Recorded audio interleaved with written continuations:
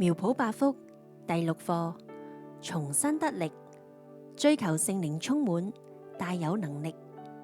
第4天，加拉太書5章22至23節，聖靈所結的果子，就是仁愛、喜樂、和平、忍耐、恩慈、良善、信實、溫柔、節制。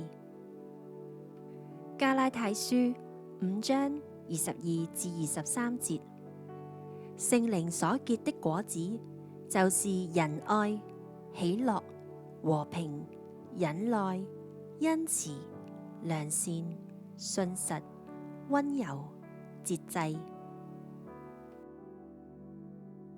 親愛的主耶穌，謝謝你賞賜聖靈給我，我不單要得着聖靈的能力，我生命更要結出聖靈果子。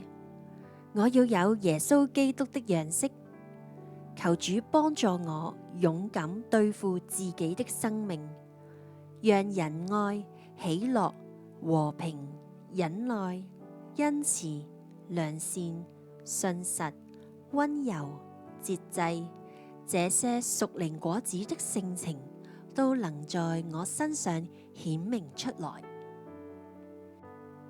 奉主耶穌基督的名宣告，我的生命要順着聖靈而行，我要成為多結果子的人。